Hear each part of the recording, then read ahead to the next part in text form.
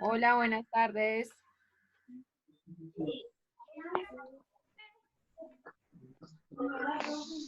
Buenas tardes. Hola, buenas tardes. Buenas tardes, profe. Hola, buenas tardes. ¿Cómo están?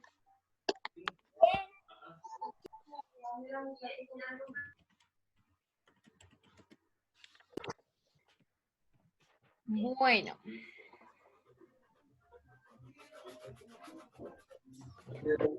hola, buenas tardes a todos.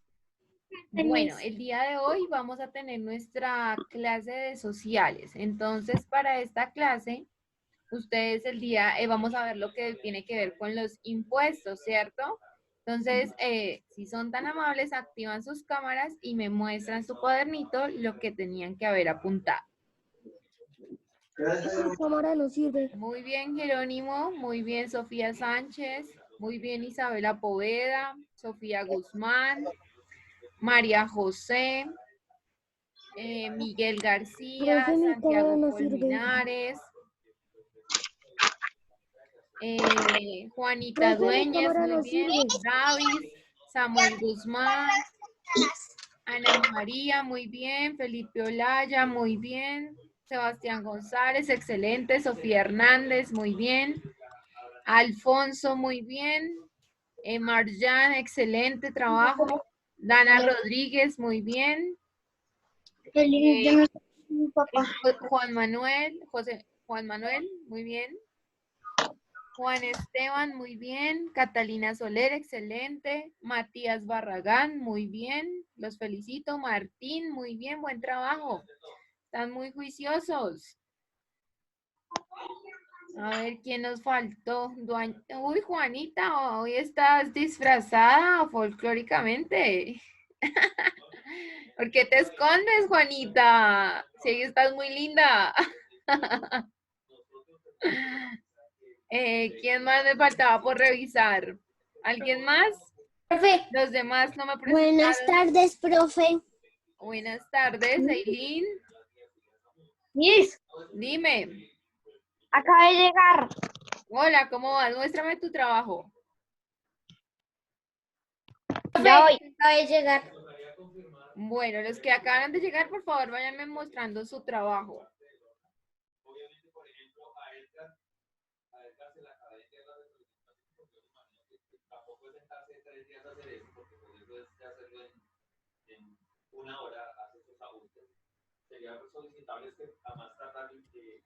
Listo, muy bien, Eileen. Muy bien, Santiago Lozano. Muy bien. Bueno, chicos. Entonces, ¿cuántos tipos de impuestos vimos ahí? 8. 8. 8, muy bien. 8 8. tipos de impuestos. Excelente. 8. Permítanme acá un segundo que es que me están pidiendo una cosita. Muy bien. A ver, Profe, una pregunta. señor. Hola Julián Chis, ¿cómo vas? La Miss, La profesora que toca enviarle la tarea se llama Jenny Roballo. Miss, lo que copiaron los niños lo tengo que, ¿dónde estaba Iré? En Yo se lo plataforma. envié ayer a la profe Fernanda en la tarde y lo tenían que haber escrito en sus cuadernitos de sociales. Sí. Al WhatsApp. Bueno. ¿Listo? Bueno. Entonces les voy a solicitar a los que habían prendido su camarita que porfa ya la apaguen para que no se distraigan cuando empiece a compartir pantalla. ¿Listo? Bueno, profe, el segundo impuesto, ¿cómo se llama? Que yo no lo alcancé a leer bien. Ya les voy igual a mostrar en la pantalla, ¿bueno? Ok. Bueno, entonces vamos, y bueno, antes de eso les voy a hacer como un complemento a la clase pasada sobre los tipos de mitas. Recuerden que los mitas eran unos trabajos como obligatorios que les sugerían a los indígenas. Entonces estaba la mita minera, que era el trabajo realizado por los mitayos en las minas, que fue la tumba de la nación india. Pues ¿por qué se le llama así? Porque allí en esas minas murieron muchos indígenas porque los trabajos eran muy fuertes. La obrajera, que era el trabajo obligatorio realizado por los mitayos en las obras, por decirlo así. La agraria, que era un trabajo obligatorio realizado por los mitayos en las tierras del Estado. La plaza, que eran faenas laborales realizadas por los mitayos pues eran los indígenas, ¿no? En las ciudades por un plazo semanal, que puede ser, los ponían a construir templos, a arreglar las vías y demás trabajos. Y los tambos, la pita tambos, era un trabajo obligatorio en los que ellos tenían que hacer caminos, construir casas y construir puentes. Esto fue lo que hicimos la clase pasada, el trabajo de la guía. Y bueno, el día de hoy vamos a empezar entonces vamos a ver dos temas. Hoy vemos lo que son los impuestos y la próxima, hoy explico algo de la organización social. Chicos, por favor, no rayemos la pantalla, evitemos esa falta de respeto. Gracias. Bueno, entonces, hoy vamos a ver los impuestos. Entonces tenemos que durante la colonia la población tenía que pagar unos impuestos.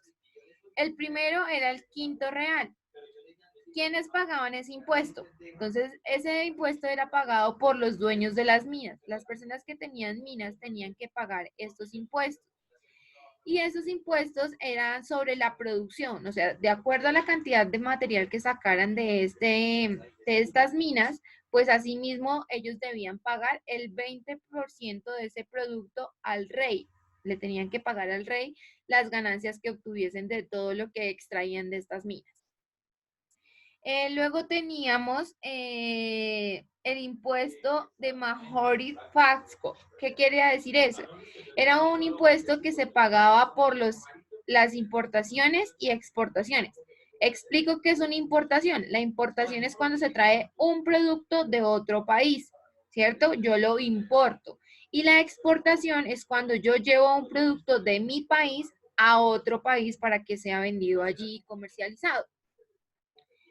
Luego tenemos, bueno, y ellos en esas importaciones y exportaciones pagaban un impuesto de aduana que se pagaba sobre los productos de exportación e importación que salían e ingresaban al virreinato, tanto del Perú recuerden que al principio yo les había mostrado un video en el cual se hablaba de dos virreinatos. Uno era el de la parte del Perú y la otra era la parte de Centroamérica y demás. Entonces, esos ambos virreinatos tenían que pagar esos impuestos de aduana para importar o exportar cualquier tipo de producto. El segundo impuesto era el impuesto de alcabala. ¿Qué era ese impuesto? ¿Por qué lo tenían que pagar? Lo tenían que pagar comerciantes locales de la zona. ¿Por qué tenían que pagar ese impuesto? Por la venta de bienes inmuebles. ¿Como cuáles? Inmuebles como esclavos que pagaban el vendedor. Entonces, cuando compraban un pedazo de tierra, cuando compraban una casa, cuando compraban un caballo, y hasta cuando compraban los esclavos tenían que pagar este impuesto de alcabala. ¿Hasta aquí tienen alguna duda, pregunta o inquietud? Miss, una pregunta, ¿cómo así compraban barro? Exportaciones. Ya acabé de explicar, las exportaciones es cuando yo tengo productos, por ejemplo, algodón, y lo quiero vender, ese algodón lo necesitan en España. Entonces y allá en España no se da el algodón. Un ejemplo, ¿no? Entonces yo busco las formas de conseguir un comprador en España que me compre ese algodón y entonces yo lo exporto. Yo llevo este producto hasta ese lugar. ¿Listo? García, ¿qué me preguntabas tú? ¿Cómo así comprar barro? Ese ya lo expliqué, no, todavía no lo he explicado. Vamos hasta ahora en los tres primeros. Y barro, pues era con lo que ellos edificaban en ese entonces las casas y demás. ¿Qué era el impuesto, Miss? ¿Señor? ¿Qué era el impuesto?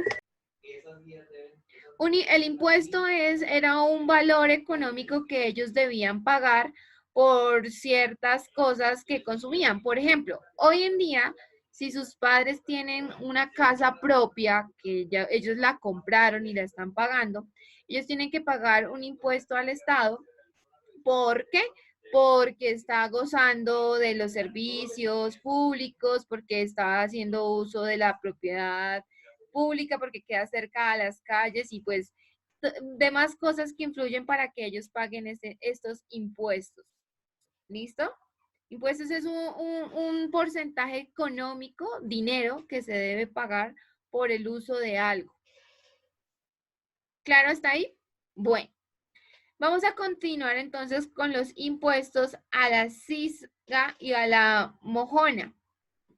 En ese tiempo le ponían esos nombres, ¿listo? Entonces eran impuestos municipales, o sea, de los pueblos, donde estaba el alcalde y recuerden que los pueblos o municipios son territorios pequeños que no tienen tanta cantidad de habitantes y que eran cobrados por los cabildos en los mercados. Recordemos que los cabildos eran las personas que se encargaban de recaudar todo estos impuestos. Luego tenemos el impuesto del diezmo. Ese impuesto afectaba a los hacendados. ¿Qué eran los hacendados? Pues las personas de más alta alcurnia, de mejor estrato, que tenían mucho más riquezas que los demás. ¿Y para qué se cobraba este impuesto?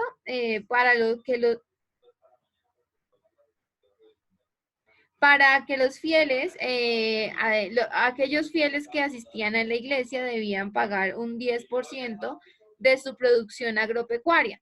¿Qué quiere decir esto? Todas las personas que tenían productos agropecuarios.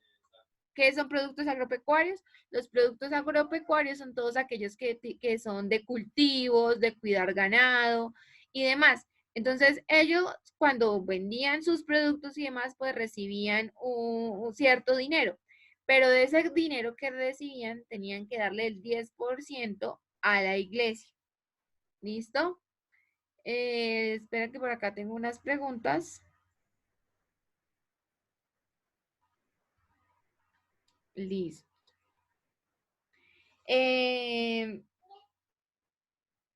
Luego tenemos el otro impuesto que era la de primicia, que era pagado por los ganaderos a la iglesia. O sea, todas las personas que tenían ganado tenían que pagarle un impuesto a la iglesia. Entonces la iglesia, pues si se dan cuenta, hasta el momento era muy beneficiada en ese entonces, porque desde varios sectores se les tenía que dar una parte de las ganancias que recibían. Entonces la iglesia pues tenía en ese entonces, manejaba bastante dinero. Había otro impuesto que era el impuesto de la media anata. La media anata era un impuesto pagado por los funcionarios, la iglesia, las capellanías y que recibían beneficios del Estado. Y por último tenemos otros impuestos como los cobos, las lanzas, el cabezón, la mesada, la avería, bueno, entre muchos otros impuestos que se manejaban en ese entonces. Entonces, si se dan cuenta, eran muchos impuestos los que tenían que pagar estas personas.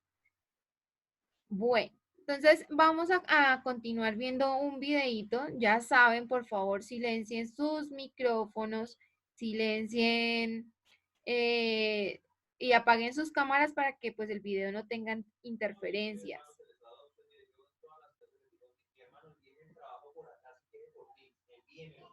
Envíemelo a mi WhatsApp, hermano, lo que necesito garantizar, hermano, es que usted tenga sus notas, hermano, pero ni siquiera así, hermano, ¿qué cosas de verdad?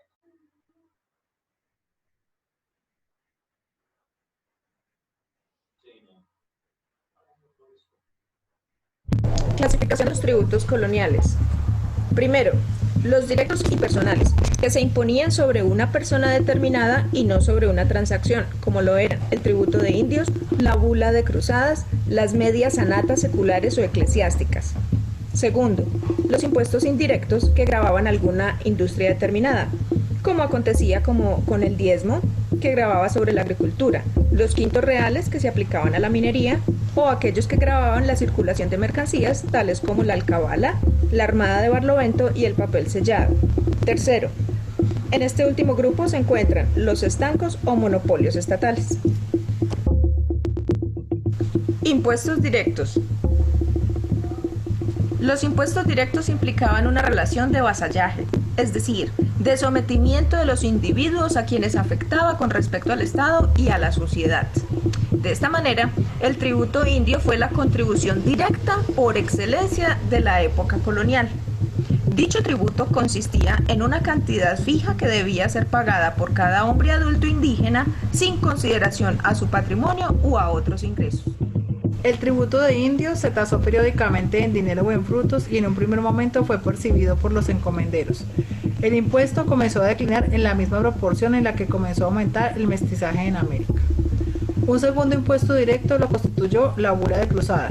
Su origen se remonta al siglo XI, cuando se autorizó a la corona española para recabar con carácter obligatorio una especie de limosna que tenía como fin financiar la lucha contra los moros, y como su nombre lo sugiere, financiar las cruzadas que tenían como fin recobrar la ciudad de Jerusalén. Hacia 1578, el Papa Gregorio XIII extendió este impuesto a las Indias Occidentales, aunque ya el origen del tributo había terminado, puesto que la lucha contra los moros había finalizado y había sido superado. La bula cruzada era pagada por la comunidad y a cada una de las ciudades importantes de los virreinatos se les asignaba una suma que debía aportar para este propósito. Medias anatas. En un principio, los beneficios de oficios eclesiásticos debían pagar a la Real Hacienda la mitad de sus ingresos durante el primer año, constituyendo lo que se denominó media anata eclesiástica. Más tarde, Felipe IV extendió este pago a los receptores de oficios y cargos de cualquier origen, lo que se conoce con el nombre de media anata secular. Mesada eclesiástica. Consistía en la obligación de aportar a la Real Hacienda un duodécimo de los beneficios obtenidos por el ejercicio de algún oficio eclesiástico. Dicho en otras palabras, los clérigos debían remunerar con el equivalente de un mes de ingresos a la Real Hacienda. Otros impuestos a los eclesiásticos consistían en que los bienes de los arzobispos y obispos al morir pasaban a la Real Audiencia. También se pueden mencionar las llamadas vacantes mayores, que consistían en que las rentas del oficio eclesiástico, entre el fallecimiento del titular y el nombramiento del sucesor, las percibía la Real Hacienda. Por último, se deben mencionar los llamados subsidios eclesiásticos. El clero, en principio, estaba exento de impuestos, pero para atender a ciertas urgencias del reino, establecieron subsidios o gravámenes esporádicos a los eclesiásticos. Subsistió con carácter permanente el que se conoció con el nombre de subsidio de galeras, que era un gravamen destinado a mantener la flota de galeones. Enajenación de oficios o cargos públicos. Los principales cargos u oficios eran rematados en pública subasta por aquellos que tenían las condiciones mínimas para desempeñarlos, y llegaron a consistir en un ingreso de consideración de la Real Audiencia.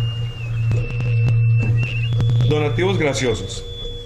Era esta una contribución extraordinaria y forzosa en su esencia, que en distintas épocas y con destino particular se decretó, haciéndola aparecer como un servicio gracioso y voluntario con que se acudía al alivio de las urgencias y necesidades del reino. Por primera vez se solicitó a las provincias americanas en 1575, cuando, después del combate de Lepanto, los turcos reconquistaron a Túnez y la Golete. El último donativo que se exigió a los habitantes del nuevo reino de Granada fue decretado por Carlos III en 1780 para atender los gastos de la guerra con Inglaterra. Tomó a su cargo la recaudación el regente visitador Gutiérrez de Piñeres, ya en vísperas de la Revolución de Independencia. Fue este uno de los últimos tributos que se recabó al inicio de la Revolución Comunera.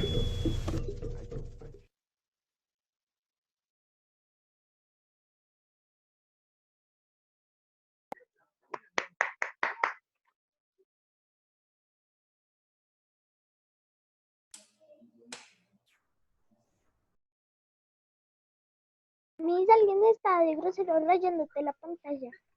Sí, ya, bueno, continuamos entonces. Bueno, entonces ahí pues fue un poco más claro lo que tiene que ver con los impuestos.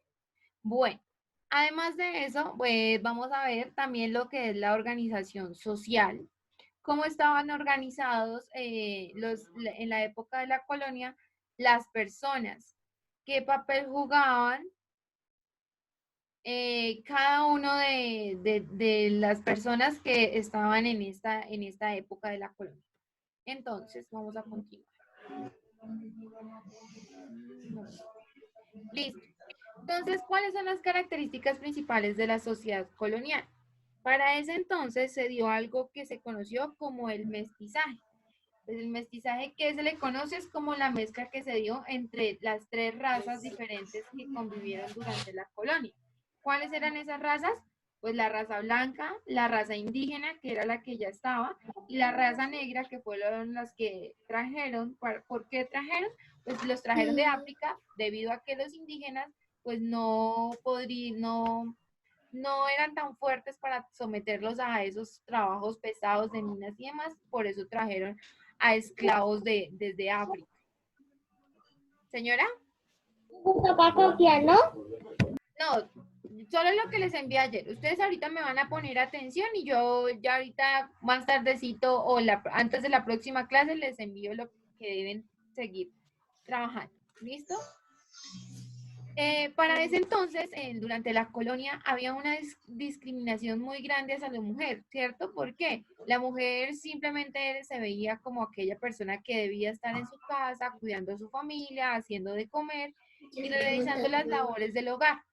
La mujer no podía participar, no tenían en cuenta su opinión en cuanto a cómo era que podía ser la educación o cómo podía ser las situaciones políticas o económicas. Y pues en ese entonces ella dependía totalmente de todo lo que hacía el hombre. ¿Me preguntaban algo? Bueno. Y las mujeres pues no podían ocupar cargos públicos y su educación era muy limitada. Ellas no las dejaban aprender a leer. Como la Bella y la Bestia. Profe, que la Real Ciencia o algo así. ¿Señor? Que la Real Ciencia o algo así. La Real Audiencia, eso ya lo vimos, mi amor. No, profe, es que ahí nombraron otra. ¿En dónde? En el video. Se refería a la misma, sino que pues le pusieron otro nombre, pero es lo mismo. Real Hacienda o Real Audiencia, pues jugaba el mismo papel. Ah, bueno. ¿Listo? Bueno, estábamos hablando de la mujer que pues no podía ocupar cargos públicos, o sea, ella no podía ser parte del Senado, no podía ser parte de como una secretaria del cabildo o de lo demás instituciones que habían en ese entonces. La influencia de la iglesia. Para ese entonces, pues la iglesia era como un eje representativo en ese entonces. ¿Por qué? Ella tenía una misión muy importante que era pues evangelizar a las comunidades indígenas, donde los representantes de la iglesia en su mayoría pues ya sabemos que la iglesia católica fue la costumbre que uno de los aspectos principales que venían con los españoles, ¿cierto? Su ideología religiosa era el catolicismo. Entonces, pues para ellos era importante darle a conocer esto también a estas personas que colonizaron. Entonces, las órdenes religiosas llegaron a América y tuvieron gran influencia sobre la sociedad colonial. Ellos también se encargaron de explicar esta religión católica a los indígenas. Entonces, ya vimos que como que ellos querían obligar a los indígenas a que cambiaran sus creencias, porque recordemos, actualmente los indígenas pues creen en sus dioses son la luna, el sol, las estrellas, los animales, la madre tierra, pero en ese entonces para los españoles eso era algo inaudito, ¿cierto? ¿Cómo creer en el sol? ¿Cómo eso? Sino entonces ellos les dijeron que les empezaron a enseñar acerca de la religión católica, empezaron a bautizar a muchos de los indígenas, pues ellos ninguno estaba bautizado, no sabía qué era eso, y les daban los sacramentos. ¿Cuáles eran los sacramentos? Pues cuando ellos se confesaban, les daban el sacramento, también el sacramento del bautismo, la confirmación, la primera comunión, y pues en ese entonces pues los hacían recibir la hostia. Además, también destruían todas las imágenes sagradas que ellos tenían en los sitios de adoración indígenas. O sea, no respetaron esas culturas y destruyeron todo lo que para los indígenas era importante porque eran los ideales de ellos creían en ellos. Y entonces los españoles los vigilaban constantemente para que mantuvieran su fe en la Iglesia Católica y no en los que ellos creían, que eran pues los animales, la luna y demás. Entonces acá en este lado podemos ver cómo era esa mezcla de razas, ¿cierto? Entonces los principales grupos eran el blanco, que eran los que venían de España, los indígenas, que eran los que ya se encontraban en nuestro territorio, y los negros, que fueron los que trajeron desde África para desempeñar esas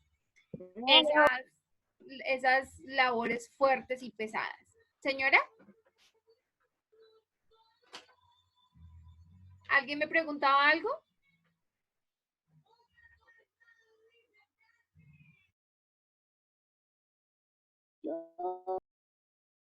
Bueno, entonces continuamos.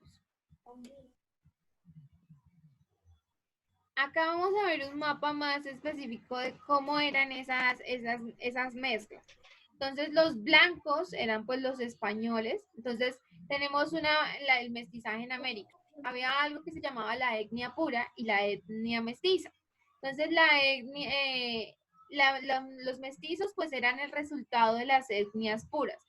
¿A qué se refiere con etnias puras? Pues que estaban en ese lugar y que al mezclarse con otra clase, otra etnia, pues daba un resultado distinto. Entonces acá vemos que los blancos, al mezclarse con los indígenas, se generaban los mestizos. Hoy en muchos de nosotros, pues realmente somos una mezcla de esto principalmente. Los primeros, pues fueron los mestizos. Luego se dio una mezcla entre negros y blancos. Como resultado tenemos los mulatos. También se dieron mezclas entre indígenas y negros, a lo cual dio como resultado los zambos.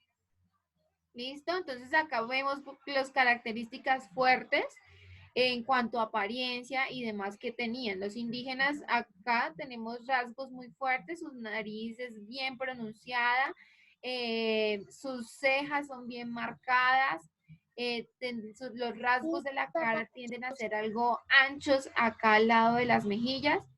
Los blancos vemos que tienen características muy, muy finas. Algunos de ellos tenían ojos claros, eran de cabellos rubios y demás. Entonces acá tenemos una mezcla que podemos verlos como una especie de trigueros y demás. Los negros pues vemos que tienen en su rostro las características son aún mucho más fuertes. Sus labios por lo general tienden a ser gruesos, sus facciones son bien marcadas. Señora, ¿me preguntas?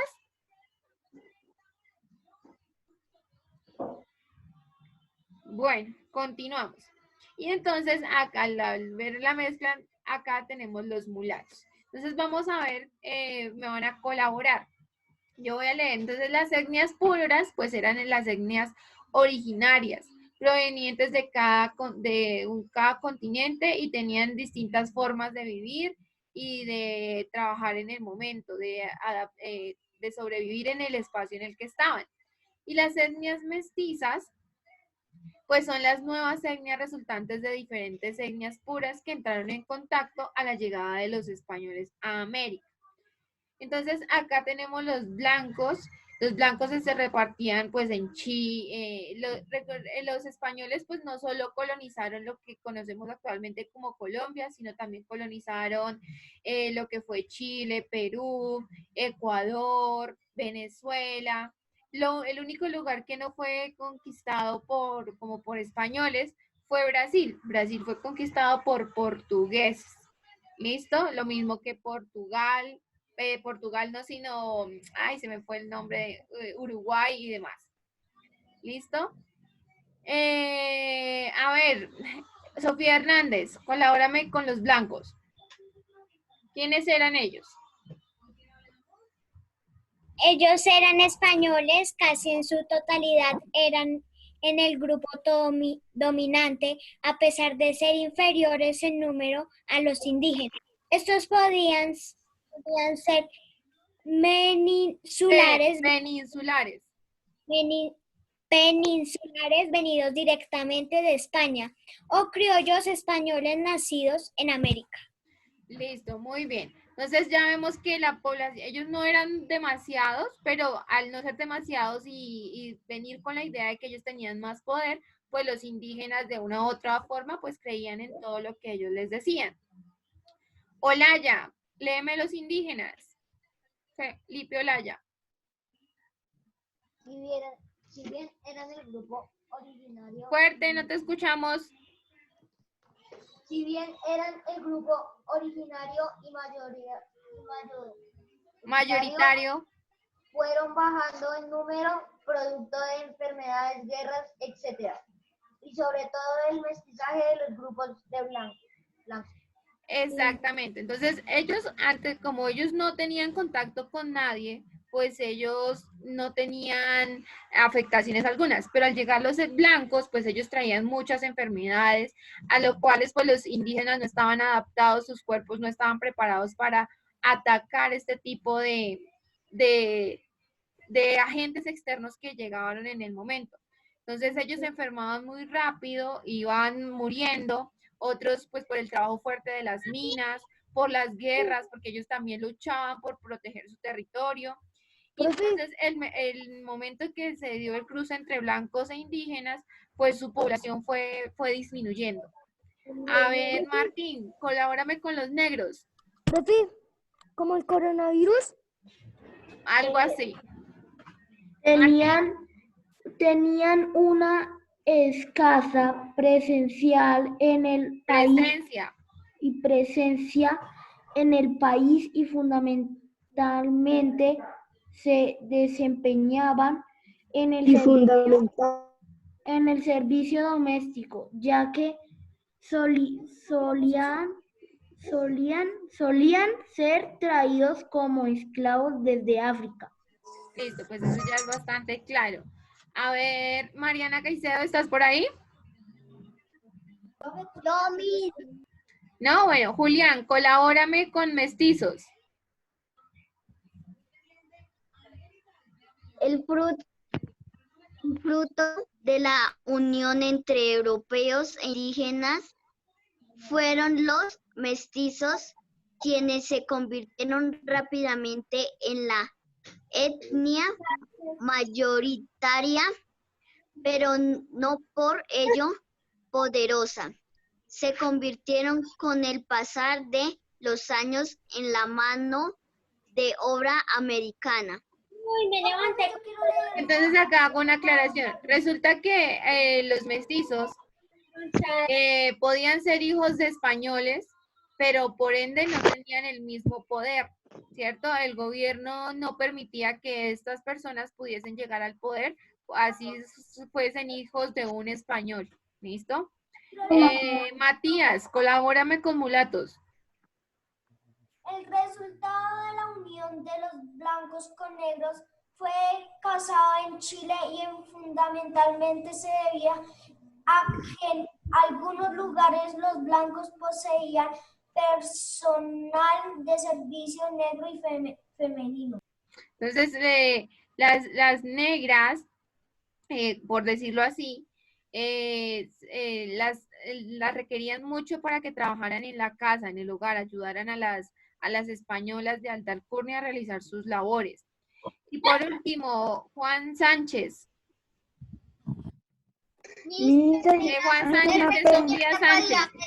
Sofía Sánchez, colabórame con los ambos. Los hijos del rey sí poseían el poder de él, ¿cierto? Señora. Si el rey tenía hijos mestizos, ¿ellos podían poseer el poder? Sí, pero con ciertas, como tenía que tener, no podía darle el mismo poder, o sea, obviamente no se veía bien, pero con el tiempo pues todo esto se fue aboliendo, se fue quitando y pues les fueron dando algo de poder. Sofía Sánchez, colabórame con los ambos. Ocupaban uno de los puestos más bajos en la escala social, ya que eran el fruto de las etnias más relegadas por los españoles como lo eran los indígenas y los negros. Listo, muy bien. Entonces vamos a ver a continuación una pirámide de los grupos sociales de la colonia. Entonces, obviamente lo más alto eran los más importantes, los españoles, que controlaban pues todo el poder económico, político, e imponían sus propias leyes. Luego teníamos los criollos, que eran los hijos de españoles nacidos en América. Aunque no eran poseedores de tierra, no podían ocupar altos cargos. ¿Por qué? Pues porque no habían nacido en España, y si no nacían en España, pues no podían ocupar altos cargos. Los mestizos, pues eran las personas que provenían de la mezcla racial entre españoles, indígenas y negros. Los indígenas, que era el otro grupo de personas que habitaban el continente americano desde antes de la llegada de los españoles.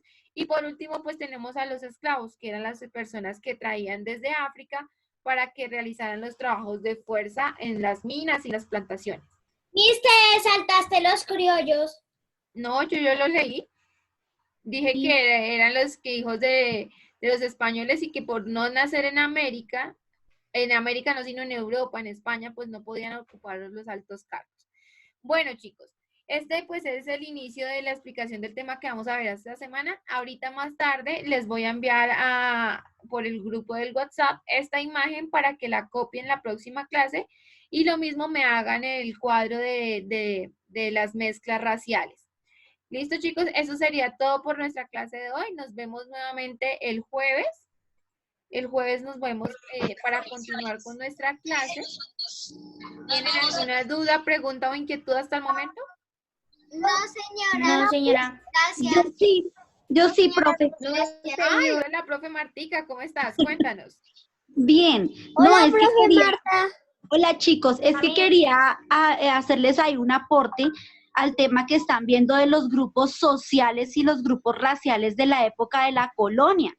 Y es que hay que tener en cuenta que todos nosotros, todos los nacidos en América, todos los nacidos en Colombia, tenemos parte de cada uno de esos subgrupos. También somos ambos, somos parte indígena, somos parte africana. Lo que pasa es que en unos se notan más los rasgos que en otros, en el color de la piel, en la forma de los ojos, la forma de hablar, ¿sí? La estatura, porque todos fuimos una mezcla de todos esos grupos raciales que existieron en la época de la colonia. Entonces, para que lo tengamos ahí en cuenta, ¿listo? Que todos tenemos un poquitito de esa diferenciación de los grupos raciales.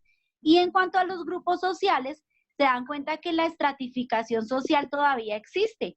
Entonces nosotros decimos decimos que tenemos estrato social 1, estrato social 2, 3, 4, 5, 6, ¿cierto? Y está una clase gobernante. En la época de la colonia era lo mismo, con la diferencia que habían esclavos, ¿sí? Y los esclavos eran las personas de piel negra, ¿sí? Porque ese era su grupo racial, y a ellos no los consideraban personas, sino los consideraban como si fuesen animales.